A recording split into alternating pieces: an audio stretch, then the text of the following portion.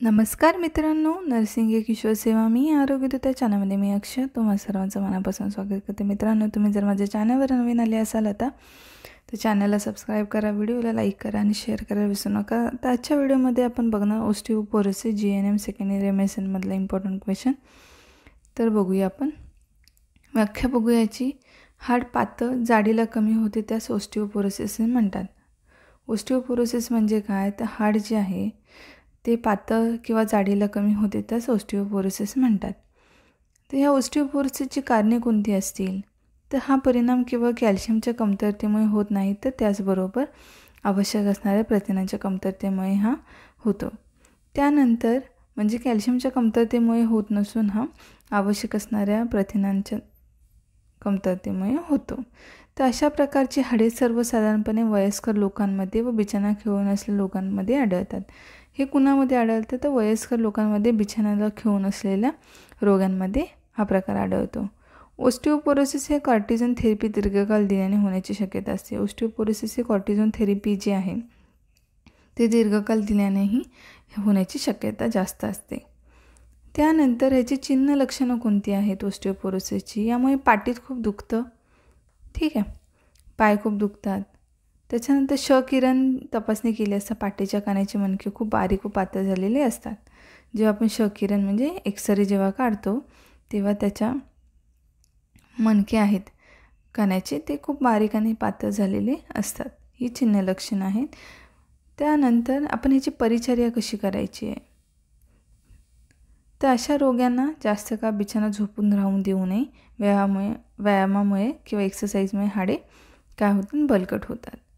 म्हणून सण होईल तसे व्यायाम करण्यास सांगायचं आहे रुग्णाला। म्हणजे अशा रोग्यांना जे आहे ते जास्त काळ बिछाना झोपून राहू नये असं बघायचं आहे। व्यायाम करायचा म्हणजे एक्सरसाइज करायची आहे। त्याच्यानंतर सण होईल तसे व्यायाम करण्यास सांगायचं आहे। हाडे बळकट होतात म्हणून रुग्णाला जे बेडवरती आहेत अशा रोग्यांना काय करायचं, सहन होईल तसे व्यायाम करायला सांगायचं आहे। दूध व दुधापासून बनवलेले जे पदार्थ आहेत त्या पदार्थांचा आहार समावेश करावा, जेणेकरून कॅल्शियम रुग्णांना मिळण्यास मदत होईल। त्याच्यानंतर चौथा आहे कॅल्शियम असलेले पदार्थ, उदाहरणार्थ शेवग्याच्या शेंगा, शेवग्याच्या पाल्याची भाजी, लहान मासोळ्या, चिंगळ्या यांचाही आहारात समावेश करायचा आहे, म्हणजे कॅल्शियमचं प्रमाण वाढणार आहे। त्यानंतर त्याशिवाय कॅल्शियम लॅक्टेटच्या गोळ्या घ्याव्यात। इस्ट्रोजन हार्मोन्स ही या आजारामध्ये देतात। त्याशिवाय कॅल्शियम जो आहे त्याच्या गोळ्या द्यायच्या आहेत आणि आपण त्यांना इस्ट्रोजन जो हार्मोन आहे तोही रुग्णांना द्यायचा आहे। मग ह्या आजारामध्ये काय होतं, रुग्णांना जर कॅल्शियमचं प्रमाण वाढवलं, कॅल्शियमची मात्रा वाढून मग रुग्णाला बरं वाटायला सुरुवात होते। व्यायाम करायला सांगायचं आहे, जेणेकरून त्यांना फायदा होईल, मग त्यांची हाडं आहेत ती मजबूत होतील, ठीक आहे। तर अशा प्रकारे परिचर्या आहे। ही होती चिन्ह लक्षणं, ठीक आहे, ही चिन्ह लक्षणं आहेत। त्यानंतर ह्याची डेफिनेशन तुम्ही लिहाल, व्याख्या लिहून डेफिनेशन लिहून हे डेफिनेशन आहे। त्याच्यानंतर ही कारणे लिहायची, तुम्हाला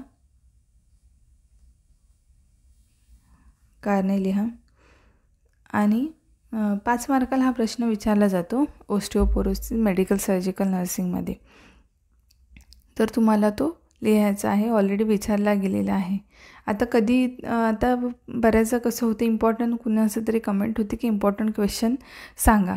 तर इम्पॉर्टंट क्वेश्चन कसे काढतात, तर परीक्षा जे असतात एक्झामचे क्वेश्चन पेपर काढतात ते कसं करतात की जे जुने क्वेश्चन पेपर घेतात, कधी म्हणजे त्यातलेच क्वेश्चन जे आहेत ते रिटर्नसुद्धा करतात। बऱ्याचदा तुम्ही बघितले असेल, कधी रिटर्न ते क्वेश्चन होतात किंवा आपण अभ्यास केलेला किंवा जो महत्त्वाचा, मी ऑलरेडी जो इम्पॉर्टंट क्वेश्चन होते ते त्याचा व्हिडिओ मी बनवलेला आहे। म्हणून आता 2025ला वेगळे क्वेश्चन येतील असं नाही, जे इम्पॉर्टन्स आहे ते मी ऑलरेडी चॅनलवर टाकलेले आहेत। मेडिकल सर्जिकल नर्सिंगचे डिफरन्स वगैरे सगळं मी ऑलरेडी टाकलेलं आहे। खूप रेअर माझे राहिले असेल जे बनवायचे राहून गेलेत, ते इम्पॉर्टन्स आहे ते तुम्ही करा। तुमचे नर्सिंग ट्युटर जे देतात ते जे आहे ते वाचून घ्या, म्हणजे एखादा ऑड क्वेश्चन जर परीक्षेला विचारला तर तो तुम्हाला लिहिता आला पाहिजे। कारण एक्झाम जे बनवतात क्वेश्चन पेपर ते कोणत्या ह्याच्याने बनवतील, जुने क्वेश्चन पेपर घेतलेले असतात त्यांनी 10-11 वर्षापूर्वीचे, अशा पद्धतीने बनवत असेल, कुणाची मेथड कशी आहे माहीत नाही आहे, तर त्याच्यानुसार ते बनवत असतात. तर जुने क्वेश्चन बऱ्याचदा तुम्ही बघितले असे रिपीट होतात ह्याच्यामध्ये. तर त्याच्यामुळे जे जुने क्वेश्चन पेपर टाकले ते इम्पॉर्टंट क्वेश्चन घ्या आणि त्याचा स्टडी करा. आणि थोडंसं तुम्हाला असं मनातून असं आपल्याला असतं ना की हा क्वेश्चन विचारतील का, तर त्याचा स्टडी करा एक्झामसाठी. म्हणजे तुम्हाला इम्पॉर्टंट क्वेश्चन किंवा कुठले येतील असंही नाही. स्टडी जर केला ना तर कुठलाही क्वेश्चन आला तर तुम्हाला एकदा वाचून तरी घ्या पुस्तकातलं, म्हणजे तुम्हाला बरं पडेल. तर असा होता आजचा व्हिडिओ. लवकरच भेटू पुढच्या व्हिडिओमध्ये. तोपर्यंत काळजी घ्या, मस्त राहा, स्वस्थ राहा. धन्यवाद.